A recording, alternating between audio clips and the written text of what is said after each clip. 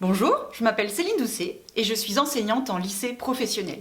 Je me suis spécialisée dans le bien-être et j'ai adapté ma pédagogie afin d'intégrer le bien-être dans mes cours et dans mes démarches pédagogiques. Pour valoriser le travail de mes élèves, je dispose de nombreux moyens pédagogiques, notamment un grand panneau d'affichage qui tient de mur à mur où régulièrement je vais pouvoir afficher leur production.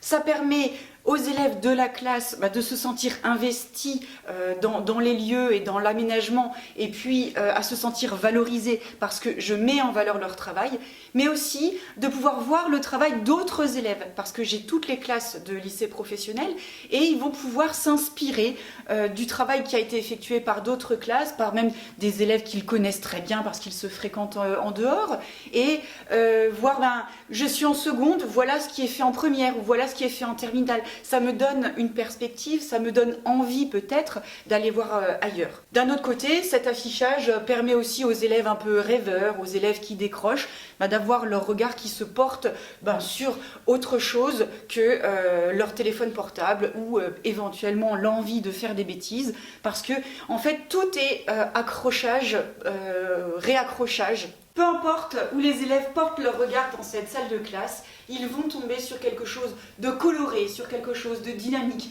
Et ça va changer des classes austères où il n'y a absolument rien à regarder, rien à faire en dehors d'écouter l'enseignant. Et malheureusement, il arrive des fois qu'on ne soit pas si intéressant que cela, et ça va pousser nos élèves à faire autre chose que ce qu'on aimerait bien qu'ils fassent. Dans cette salle de classe, grâce aux différents supports pédagogiques, notamment visuels, ils vont pouvoir regarder ailleurs, mais tout en apprenant des choses. Bonjour les filles. Bonjour.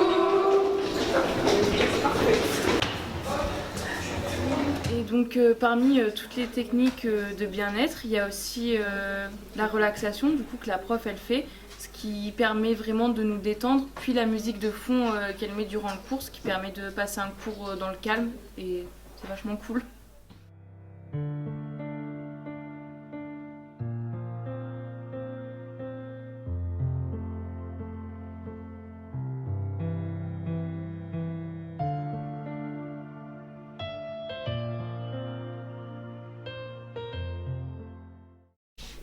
Nous, ce qu'on aime dans la salle bien-être, c'est Le ballon de gym parce que ça change des chaises et ça fait pas mal au dos ni aux fesses. On a aussi le coussin d'équilibre pour être mieux sur la chaise et c'est plus confortable.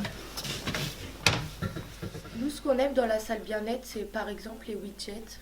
Parce que ça sert à détendre les mains et à nous occuper les mains. Ici, on peut aussi travailler debout. Ça permet de pas être assis toute la journée sur une chaise. Ou assis par terre. Des chambres à air, c'est pas bête, ça permet de reposer nos pieds. Un deuxième tableau pour nous faire les exercices autre part que sur une feuille. Un grand tableau d'affichage avec plusieurs schémas pour réviser. Ici, un porte-carte postale avec nos fiches de révision à disposition. On a du matériel à disposition, on a des crayons de couleur, on a des feuilles de couleur aussi. Il y a des cannes pour mettre sous les tables si on veut pour se sentir mieux et plus à l'aise. On a des prospectus et on a un vivarium pour mettre des phasmes par Ce que j'ai voulu créer dans cette salle de classe, c'est que les élèves se sentent accueillis chez leur enseignant.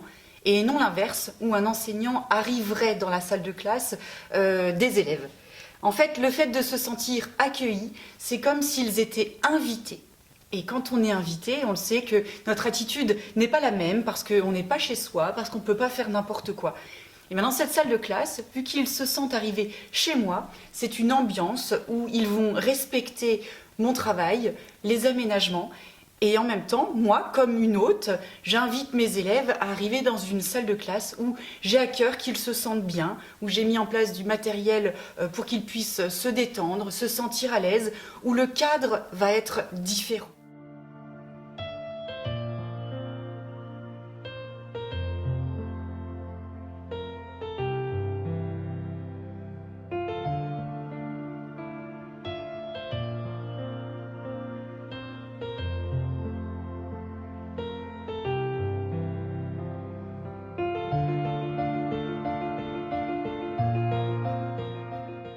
Je n'ai pas tellement changé ma façon d'enseigner, de préparer mes cours ou de transmettre mes cours par rapport à avant d'avoir cette salle de classe.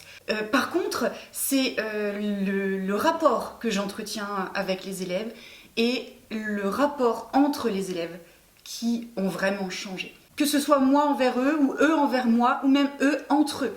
Donc on a vraiment évolué dans l'estime de soi et dans le bien-être et dans l'empathie, dans le sens où nos rapports verbaux et non verbaux ont évolué. On travaille, on suit le programme normal de mes cours, on se sent à l'écoute, mais nos rapports sociaux ont évolué et ont changé. Je dirais que mes élèves, le retour qu'ils m'en font, c'est de dire « Ici, madame, on se sent bien parce que on peut tout dire, on peut être nous-mêmes, on se sent à l'écoute, on se sent respecté. » Et moi, dans mon travail, ça a changé avec les mêmes mots, j'utiliserai les mêmes mots que mes élèves. Je me sens respectée, je me sens écoutée, je me sens être moi-même. Les différentes techniques de relaxation, je dirais que c'est du bon sens.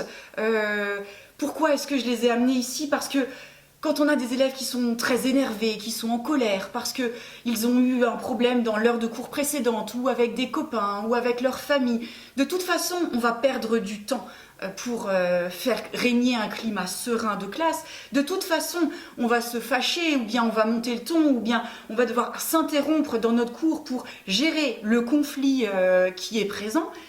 Donc finalement, perdre du temps. Eh bien, je me suis posé la question de « et si je perdais du temps, effectivement, en début d'heure, pour capter la température de ma classe, pour comprendre dans quel état d'esprit sont arrivés mes élèves, et que je leur propose un exercice, non pas qui fasse effacer leurs problèmes, mais qui les mette entre parenthèses le temps de mon heure de cours. » Et finalement, les exercices de respiration, de visualisation, de relaxation qui me font perdre du temps, on va dire sur les 3, 4, 5 minutes de début d'heure, eh bien je les gagne pour tout le restant de mon heure de cours. Il n'y a plus de conflit entre mes élèves, il n'y a plus de conflit entre un élève et moi, il n'y a plus d'interruption du cours parce que tout a été dit et tout a été vidé pendant ces exercices de relaxation de début de séance. Alors il n'y a pas d'exercice... on va dire spécifiquement à la détente ou à la relaxation à chaque début d'heure de cours, parce qu'on sait aussi que c'est la routine qui va faire que ça va moins fonctionner.